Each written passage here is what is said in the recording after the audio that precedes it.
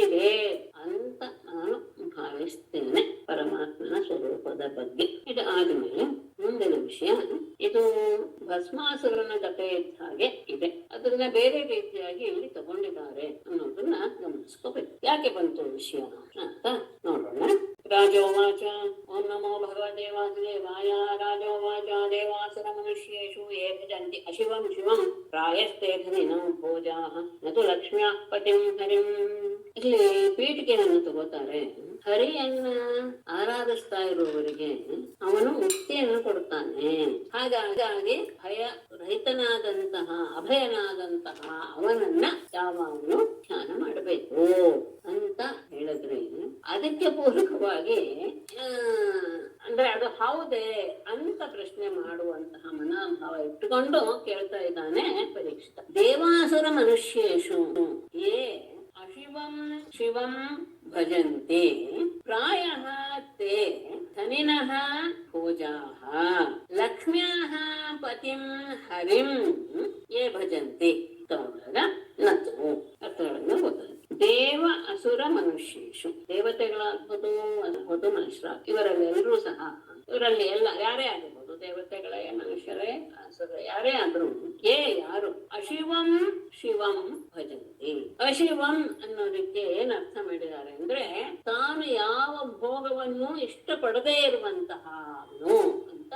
ಶಿವ ಅಂದ್ರೆ ಮಂಗಳಕರವಾದ ಎಲ್ಲವನ್ನೂ ಸಹ ಭೋಗವನ್ನು ಸಹ ಬಿಟ್ಟಿದ್ದಾನೆ. ಅಂತಹ ಶಿವನನ್ನ ಆರಾಧಿಸ್ತಾರೋ ಪ್ರಾಯ ಸಾಮಾನ್ಯವಾಗಿ ತೇ ಅಂತಹವರು ಧನಿನಃ ಭೋಜ, ಅವರು ಅತ್ಯಂತ ಅಂದ್ರೆ ಧನವನ್ನ ಅಪೇಕ್ಷೆ ಪಡುವವರು ಮತ್ತು ಭೋಗವನ್ನ ಅಪೇಕ್ಷೆ ಪಡುವರು. ಆದರೆ ಲಕ್ಷ್ಮ್ಯಾಹ ಪತಿಂ ಹರಿಂ, ಆದರೆ ಲಕ್ಷ್ಮೀಪತಿ ಅದು ವಿಶೇಷವಾಗಿ ಹೇಳಿದ್ದಾರೆ. ಐಶ್ವರ್ಯಕ್ಕೆ ಅಧಿದೇವತೆಯಾದಂತಹ ಲಕ್ಷ್ಮೀಪತಿಯಾದಂತಹ ಪರಮಾತ್ಮನನ್ನ ಹರಿಯನ್ನ ಆರಾಧಿಸುವುದು ಏನಾಗಿರಲ್ಲ, ಧನಿಕರು ಆಗಿರೋದಿಲ್ಲ, ಭೋಗಿಸುವುದು ಸಹ ಆಗಿರೋದಿಲ್ಲ. ಅಂದ್ರೆ ಧನ ಬೇಕು, ಭೋಗ ಬೇಕು ಎನ್ನುವಂಥವರು ಆ ಭೋಗವನ್ನೆಲ್ಲ ಬಿಟ್ಟಂತಹ ಶಿವನನ್ನ ಆರಾಧಿಸ್ತಾರೆ ಸಾಮಾನ್ಯವಾಗಿ. ಆದರೆ ಯಾರು ಲಕ್ಷ್ಮೀಪತಿಯನ್ನ, ಅದು ತುಂಬಾ ಮುಖ್ಯ, ಸಂಪತ್ ಅಧಿದೇವತೆಯಾದ ಲಕ್ಷ್ಮಿಯನ್ನೇ ಪತಿಯನ್ನಾಗಿ ಹೊಂದಿರುವಂತಹ ವಿಷ್ಣುವನ್ನ ಆರಾಧಿಸುವವರು ಅವರು ಧನಿಕರು ಆಗಿರೋದಿಲ್ಲ, ಭೋಗಿಗಳು ಆಗಿರೋದಿಲ್ಲ. ಯಾಕೆ ಅಂತ ಪ್ರಶ್ನೆ. ಏತದ್ವೇದಿತುಮಿಚ್ಛಾಮಃ ಸಂದೇಹೋತ್ರ ಮಹಾನ್ಯನಃ ವಿರುದ್ಧಶೀಲಯೋ ಪ್ರಭೋಃ ವಿರುದ್ಧ ವಜತಾಂ ಗತಿಃ.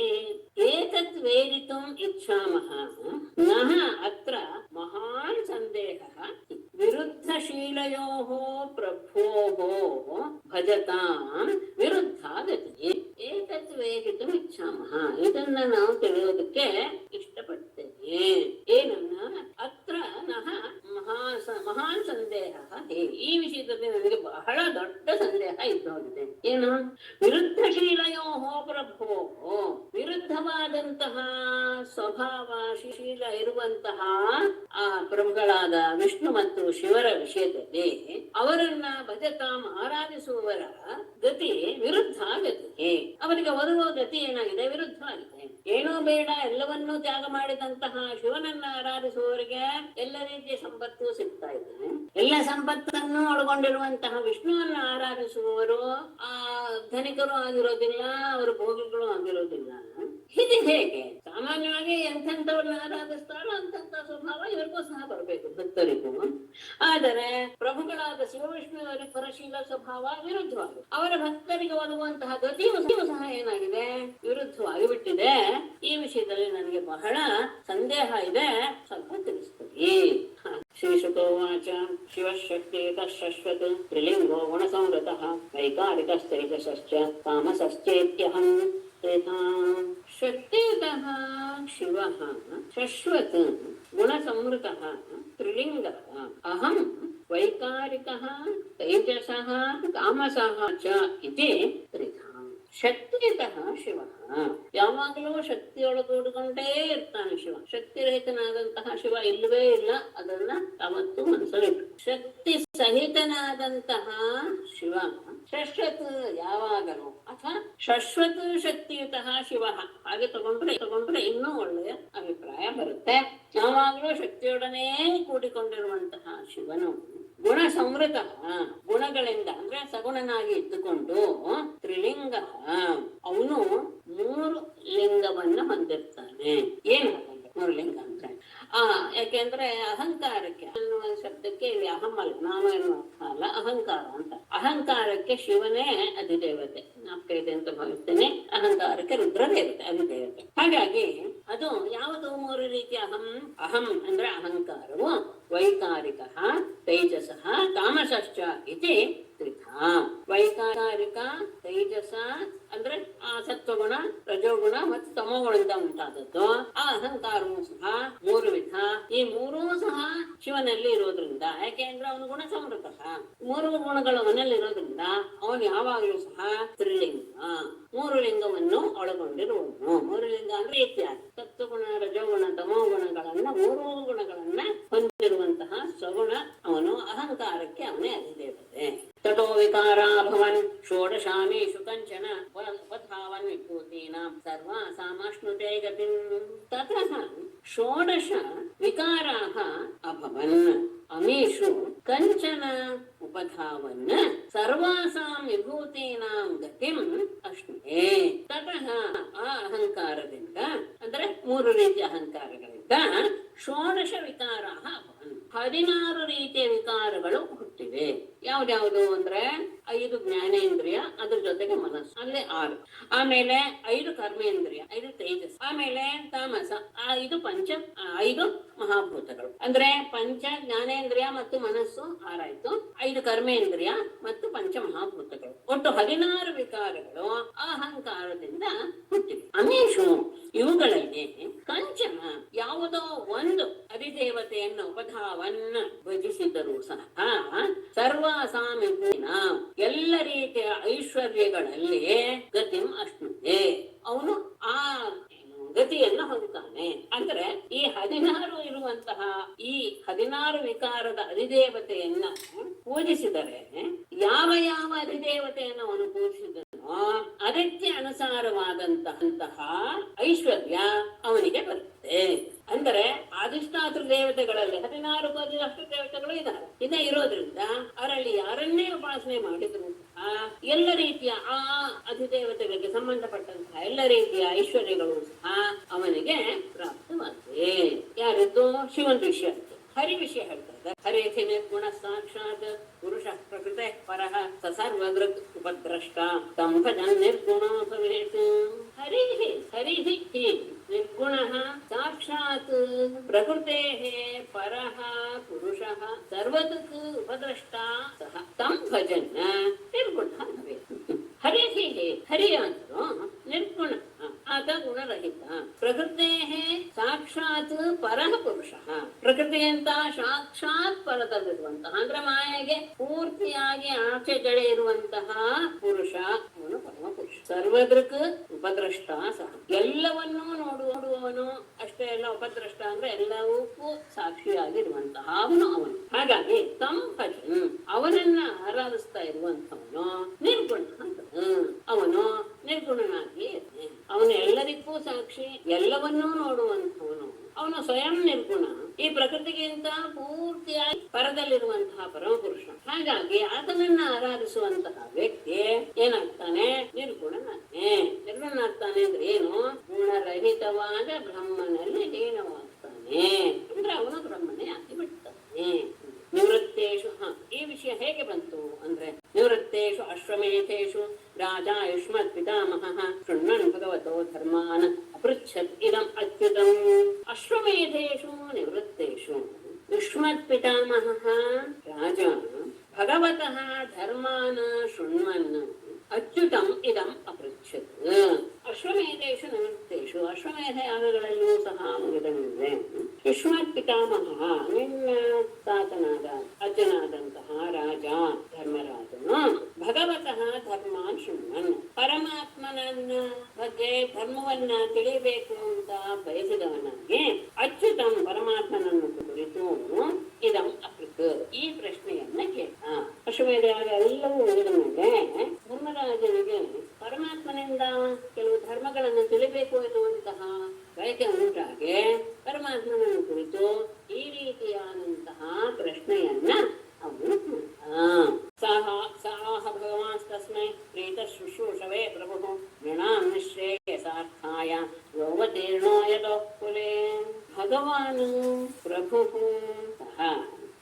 ಶುಶ್ರೂಷವೇ ತಸ್ಮೈ ಪ್ರೀತಃ ನೃಣಾಂ ನಿಶ್ರೇಯಸಾರ್ಥಾಯ ಯಃ ಯದೋಃ ಕುಲೆ ಅವತೀರ್ಣಃ ಸಹ.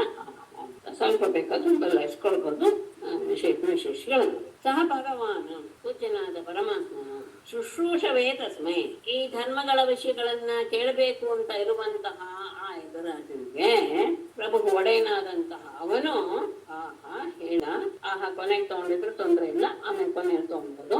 ಯಾರು? ನೃಣಾಂ ನಿಶ್ಚಯ ಸಾರ್ಥಾಯ, ಜನರಿಗೆಲ್ಲ ಮುಕ್ತಿಯನ್ನ ಉಂಟು ಮಾಡೋದಿಕ್ಕೋಸ್ಕರ, ಅಂದ್ರೆ ಅದಕ್ಕೆ ಅನುಗ್ರಹವನ್ನು ಮಾಡೋದಿಕ್ಕೋಸ್ಕರ. ಯಹ ಯಾವ ಕೃಷ್ಣನು, ಯಾವ ಪರಮಾತ್ಮನು ಯದೋಹೋ ಕುಲೆ ಅವತೀರ್ಣ, ಯದುವಿನ ವಂಶದಲ್ಲಿ ಅವತಾರ ಮಾಡಿದನೋ ಅಂತಹ ಭಗವಂತನು ಈ ವಿಷಯವನ್ನು ಕೇಳಬೇಕು ಅಂತ ಅವನು ಬಯಸಿದಾಗ ಅವನ ಬಗ್ಗೆ ಅತ್ಯಂತ ಆನಂದಗೊಂಡಂತಹ ಪರಮಾತ್ಮ ಜನರಿಗೆಲ್ಲ ಮೋಕ್ಷವನ್ನು ಉಂಟು ಮಾಡಬೇಕು, ಆ ದಾರಿಯಲ್ಲಿ ಎಲ್ಲರನ್ನು ಪ್ರವರ್ತಗೊಳಿಸಬೇಕು ಅನ್ನೋ ಉದ್ದೇಶದಿಂದಲೇ ಎದುರಿನ ವಂಶದಲ್ಲಿ ಹುಟ್ಟಿದಂತಹ ಕೃಷ್ಣನು ಅವನಿಗೆ ಈ ರೀತಿಯಾಗಿ ವಿಷಯವನ್ನ ತಿಳಿಸಿದ. ಏನಂತ? ಶ್ರೀ ಭಗವಾನುವಾಚ ಯಸ್ಯಾಹಂ ಅನುಗೃಹ್ಣಾಮಿ ಹರಿಷ್ಯೇ ತದ್ಧನಂ ಶನೈಃ ತಥೋ ಧನಂ ತ್ಯಜಂತ್ಯಸ್ಯ ಸ್ವಜನಾ ದುಃಖ ದುಃಖಿತಂ. ಇದು ಯಾವಾಗಲೂ ಸಾಮಾನ್ಯ ಎಲ್ಲರೂ ಹೇಳುವಂತಹ ಹರಿಕಥೆಯಲ್ಲಿ ಹೇಳ್ತಾ ಇರ್ತಾನೆ ವಿಷಯ. ಪರಮಾತ್ಮ ಹೇಳ್ತಾನೆ ಧರ್ಮರಾಜನಿಗೆ, ಯಸ್ಯ ಅಹಂ ಅನುಗೃಹ್ಣಾಮಿ ಶನೈಃ ತದ್ಧನಂ ಹರಿಷ್ಯೇ ತತಃ ಅಧನಂ ಅಸ್ಯ ಅಧನಂ ದುಃಖ ದುಃಖಿತಂ ಅಸ್ಯ ಸ್ವಜನಾಃ ತ್ಯಜಂತೆ. ಯಸ್ಯ ಅಹಂ ಅನುಗೃಹ್ಣಾಮಿ, ಯಾರ ಬಗ್ಗೆ ನಾನು ಅನುಗ್ರಹವನ್ನ ಮಾಡ್ತೇನೋ, ತದ್ಧನಂ ಅವನ ಸಂಪತ್ತೆಲ್ಲವನ್ನೂ ಸಹ ಶನೈಹಿ ಮೆಲ್ಲ ಮೆಲ್ಲನೆ ಹರಿಷ್ಯೆ ನಾನು ಅಪಹಾರ ಮಾಡಿಬಿಡ್ತೇನೆ.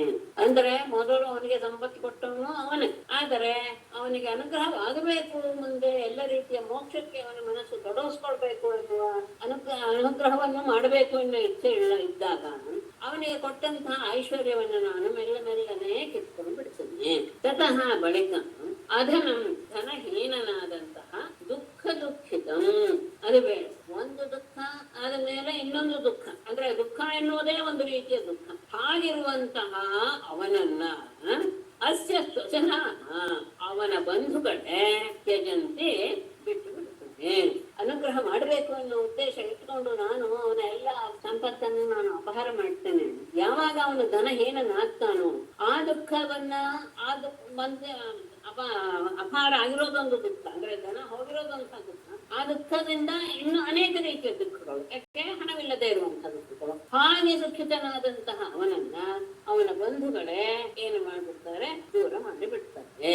ಆಗ ಅವನೇನ್ ಮಾಡ್ತಾನೆ, ಸ ಯದಾ ವಿಧತೋದ್ಯೋಗ ನಿರ್ವಿಣ್ಣಸ್ಯ ಧನೇಹಯ ಮತ್ಪರೈಃ ಕೃತ ಮೈತ್ರಸ್ಯ ತರಿಷ್ಯೆ ಮದನುಗ್ರಹಂ. ಯದಾ ಸಹ ಧನೇಹಯ ವಿತತೋದ್ಯೋಗಃ ನಿರ್ವಿಣ್ಣಃ ಸ್ಯಾತ್ ಮತ್ಪರೈಃ ಕೃತಮೈತ್ರಸ್ಯ ಮದನುಗ್ರಹಂ ಕರಿಷ್ಯೆ. ಸಹ ಅವನು ಯದಾ ಯಾವಾಗ ಧನೇಹಯ ಮತ್ತೆ ಹಣವನ್ನು ಸಂಪಾದಿಸಬೇಕು ಎನ್ನುವ ಇಚ್ಛೆಯಿಂದ ವಿತತೋದ್ಯೋಗ ಮತ್ತೆ ಮತ್ತೆ ಪ್ರಯತ್ನ ಮಾಡ್ತಾನೆ, ಆದ್ರೆ ಪ್ರಯತ್ನವೆಲ್ಲವೂ ಸಹ ವ್ಯರ್ಥವಾಗಿ ಬಿಡುತ್ತೆ. ಆಗ ನಿರ್ವಿಣ್ಣಃ ಸ್ಯಾತ್, ಯಾವಾಗ ಅವನು ಒಂದು ರೀತಿಯ ವೈರಾಗ್ಯವನ್ನು ಹೊಂದಿಬಿಡುತ್ತಾನೋ, ಅಂದ್ರೆ ಎಷ್ಟೇ ಮತ್ತೆ ಹಣವನ್ನ ಹೊಂದಬೇಕು, ಯಾಕೆಂದ್ರೆ ಸಜ್ಜನರೆಲ್ಲರೂ ಸಹ ಹೇಳ್ತಾರೆ ಮತ್ತೆ ಪ್ರಯತ್ನ ಪಡು ಅಂತ ಅವರೊಂದಷ್ಟು ಪ್ರೇರೇಪಿಸ್ತಾರೆ, ಮತ್ತೆ ಹಣ ಬೇಕೇ ಬೇಕಲ್ಲ. ಹಾಗಾಗಿ ಮತ್ತೆ ಅವನು ಹಣವನ್ನು ಪಡಿಬೇಕು ಅನ್ನುವಂತ ಪ್ರಯತ್ನ ಮಾಡಿದರೂ ಸಹ ಅವನ ಪ್ರಯತ್ನಗಳೆಲ್ಲವೂ ಸಹ ಏನಾಗುತ್ತೆ, ನಿಷ್ಫಲವಾಗಿ ಬಿಡುತ್ತೆ.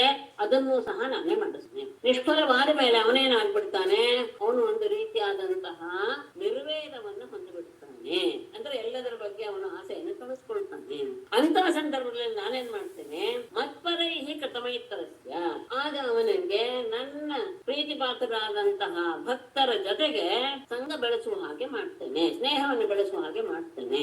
ಮಾಡಿ ಅವನಿಗೆ ಮದನುಗ್ರಹಂ ಕರಿಷ್ಯೆ, ಮತ್ತೆ ನಾನು ಅವನಿಗೆ ಅನುಗ್ರಹವನ್ನು ಧನ ಸಂಗ್ರಹ ಮಾಡಬೇಕು ಅಂತ ಅವನು ಮತ್ತೆ ಉದ್ಯೋಗವನ್ನ ಮಾಡೋದಕ್ಕೆ ಶುರು ಮಾಡಿದಾಗ ಅವನು ಮಾಡುವ ಎಲ್ಲ ಪ್ರಯತ್ನವನ್ನು ನಾನು ಫಲರಹಿತವನ್ನಾಗಿ ಮಾಡಿಬಿಡ್ತೇನೆ. ಹಾಗೆ ಆಗ್ತಾ ಆಗ್ತಾ ಇದ್ದ ಹಾಗೆ ಅವನಲ್ಲಿ ಒಂದು ರೀತಿಯಾದಂತಹ ವೈರಾಗ್ಯದ ಭಾವ ಬರಕ್ಕೆ ಶುರುವಾಗುತ್ತೆ. ಬಂದ ಅಂತಹ ಸಂದರ್ಭದಲ್ಲಿ ನಾನು ನನ್ನ ಭಕ್ತರ ಜೊತೆಗೆ ಅವನ ಸ್ನೇಹ ಬೆಳೆಯುವ ಹಾಗೆ ನಾನು ನೋಡ್ಕೊಳ್ತೇನೆ. ಬೆಳೆದಾಗ ಅವನು ಆ ದಿಕ್ಕಿನಲ್ಲಿ ಹೊರಟಾಗ ಅವನಿಗೆ ನಾನು ಪರಿಪೂರ್ಣವಾಗಿ ಅನುಗ್ರಹವನ್ನು ಮಾಡ್ತೇನೆ.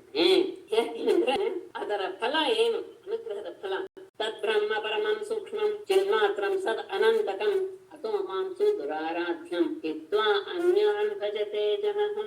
ತತ್ ಬ್ರಹ್ಮ ಪರಮಂ ಸೂಕ್ಷ್ಮಂ ಚಿನ್ಮಾತ್ರಂ ಸತ್ ಅನಂತಕಂ ಸುದುರಾರಾಧ್ಯಂ ಮಾಂ ಹಿತ್ವಾ ಜನಃ ಅನ್ಯಾನ್ ಭಜತೆ. ತತ್ ಅಂದ್ರೆ ಅನುಗ್ರಹ ಮಾಡಿದಾಗ ಅದು ಯಾವುದು? ಪರಮಂ ಸೂಕ್ಷ್ಮ. ತತ್ ಪರಮಂ ಸೂಕ್ಷ್ಮಂ ಬ್ರಹ್ಮ ಅಥವಾ ತತ್ ಬ್ರಹ್ಮ ಪರಮಂ. ಆ ಬ್ರಹ್ಮ ವಸ್ತು ಎನ್ನುವುದು ಅತ್ಯಂತ ಸೂಕ್ಷ್ಮವಾದದ್ದು, ಚಿನ್ಮಾತ್ರ ಕೇವಲ ಚೈತನ್ಯ ರೂಪವಾದದ್ದು ಅಥವಾ ಜ್ಞಾನ ಸ್ವರೂಪವಾದದ್ದು, ಸತ್ ಸದ್ರೂಪ ಮತ್ತು ಅನಂತಕಂ ಅನಂತವು ಅವಧಿ ಇಲ್ಲದೆ ಇರಬೇಕು.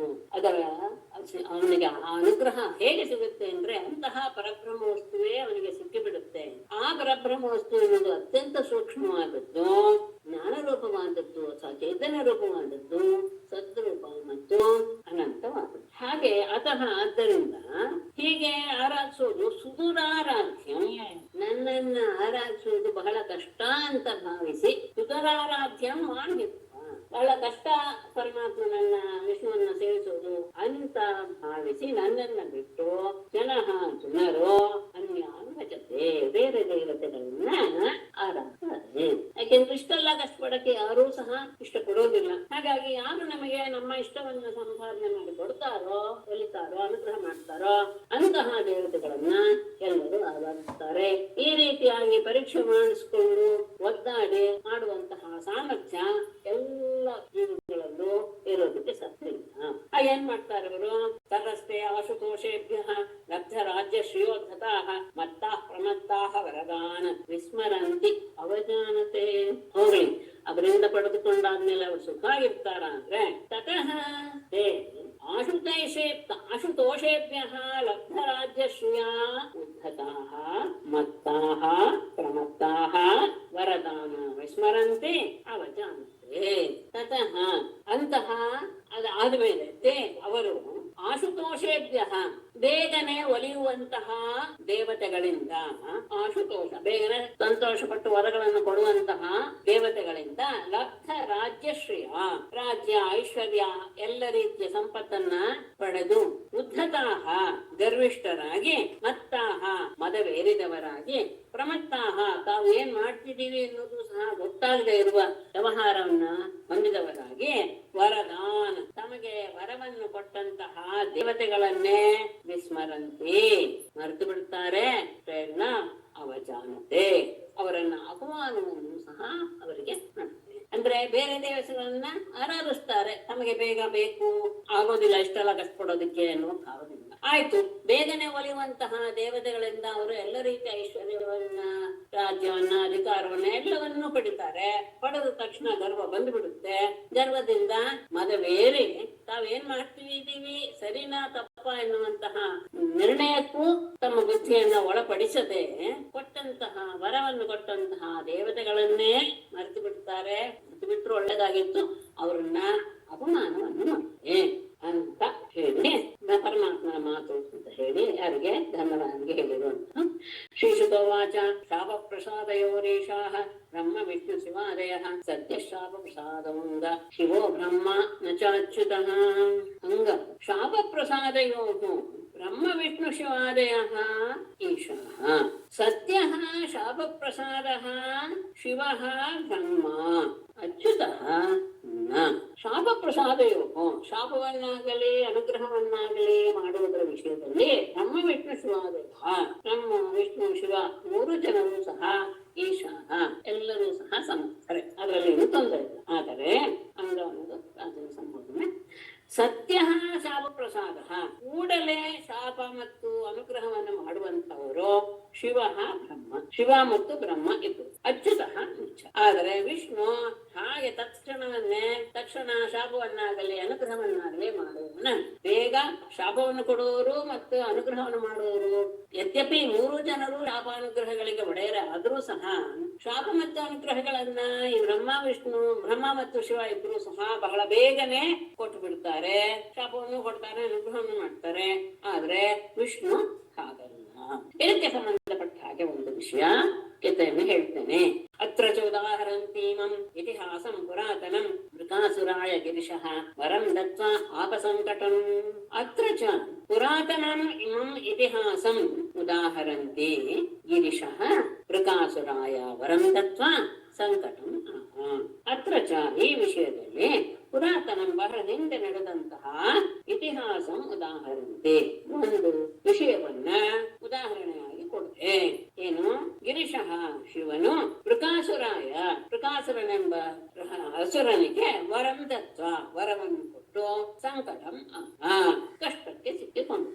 ಅಂದ್ರೆ ಹೇಗೆ ತಕ್ಷಣವೇ ಶಾಪ ಅಥವಾ ಅನುಗ್ರಹವನ್ನು ಮಾಡಿ ಮಾಡುವಂತಹ ಸ್ವಭಾವವುಳ್ಳವರಾದಂತಹ ಅವರು ಹೇಗೆ ಒದ್ದಾಡ್ಬಿಡ್ತಾರೆ, ಸಂಕಟ ಸಿಕ್ಕಾಕೊಳ್ತಾರೆ ಅನ್ನೋದಕ್ಕೆ ಒಂದು ಉದಾಹರಣೆಯನ್ನ, ಹಿಂದೆ ನಡೆದಂತಹ ವಿಷಯವನ್ನೆಲ್ಲವೂ ಸಹ ಉದಾಹರಣೆಯಾಗಿ ಕೊಡ್ತಾರೆ. ಒಮ್ಮೆ ವೃಕಾಸುರ ಎನ್ನುವಂತಹ ಒಬ್ಬ ಅಸುರನಿಗೆ ಪರಮಾತ್ಮ ಶಿವ ವರವನ್ನು ಕೊಟ್ಟ. ಅಷ್ಟೇ ಅಲ್ಲ, ತಾನೇ ಸಂಕಟಕ್ಕೂ ಸಹ ಸಿಕ್ಕಿ ಹಾಕಿಕೊಂಡ. ತ್ರಿಕೋನಾಮಾಸುರ ಪುತ್ರ ಶಕುನೆ ಪಥಿದಾರದಂ ದೃಷ್ಟ್ವಾ ಆಶುತೋಷಂ ಪಪ್ರಚ್ಚ ದೇವೇಶು ತ್ರಿಷು ದುರ್ಮತಿಃ. ಶಕುನಿಃ ಪುತ್ರಃ ಋಕೋ ನಾಮ ಸುರಃ ನಾರದಂ ಪಥಿ ದೃಷ್ಟ್ವಾ ತ್ರಿಷು ದುರ್ಮತಿಃ ತ್ರಿಷು ದೇವೇಶು ಆಶುತೋಷಂ ಪಪ್ರಚ್ಚ. ಶಕುನೇಃ ಪುತ್ರ, ಶಕುನಿ ಅನ್ನುವಂಥವನ ಮಗ. ಈ ಶಕುನಿ ಅನ್ನುವಂಥವನು ಅವನ ತಂದೆ ಹೆಸರು, ಅವನೊಬ್ಬ ಅಸುರ. ಋಕೋ ನಾಮ ಅಸುರ, ಋಕ ಎನ್ನುವಂತಹ ಒಬ್ಬ ಶುಸ. ಅವನು ಹೀಗೆ ಹೋಗ್ತಾ ಇದ್ದಾಗ ದಾರಿಯಲ್ಲಿ ನಾರದರು ಸಿಕ್ಕಿದನು. ನಾರದಂ ಪಥಿ ದೃಷ್ಟ, ನಾರದರನ್ನ ದಾರಿಯಲ್ಲಿ ನೋಡಿ ದುರ್ಮತಿ ದುಷ್ಟ ಸ್ವಭಾವವುಳ್ಳ ಅವನು ಕೇಳ್ತಾನೆ, ಪ್ರಶ್ನೆ ಮಾಡ್ತಾನೆ. ತ್ರಿಷು ದೇವೇಶು, ಈ ತ್ರಿಮೂರ್ತಿಗಳಲ್ಲಿ ಬ್ರಹ್ಮ ವಿಷ್ಣು ಮಹೇಶ್ವರರಲ್ಲಿ ಆಶುತೋಷಂ ಪಪ್ರ, ಬಹಳ ಬೇಗ ಒಲಿಯುವಂತಹ ದೇವರು ದೇವತೆ ಯಾರು? ಯಾರನ್ನ ಒಲೆ ಅಂದ್ರೆ ಆರಾಧಿಸಿದ್ರೆ ಬಹಳ ಬೇಗನೆ ನಮಗೆ ಇಚ್ಛೆ ಪೂರೈಸುತ್ತದೆ ಎನ್ನುವ ಪ್ರಶ್ನೆಯನ್ನ ಮಾಡಿದಾನ. ನಾರಾಯಣಂ ನಮಸ್ಕೃತ್ಯ ನರಂ ಚೈವ ನರೋತ್ತಮಂ ದೇವೀಂ ಸರಸ್ವತೀಂ ವ್ಯಾಸಂ ತತೋ ಜಯಮುದೀರಯೇತ್. ಸರ್ವೇ ಭವಂತು ಸುಖಿನಃ, ಸರ್ವೇ ಸಂತು ನಿರಾಮಯಾಃ, ಸರ್ವೇ ಭದ್ರಾಣಿ ಪಶ್ಯಂತು, ಮಾ ಕಶ್ಚಿತ್ ದುಃಖಭಾಗ್ ಭವೇತ್. ಧನ್ಯವಾದಗಳು ಮೇಡಮ್. ನಮಸ್ತೆ. ನಮಸ್ತೆ ಮೇಡಮ್. ಒಳ್ಳೆ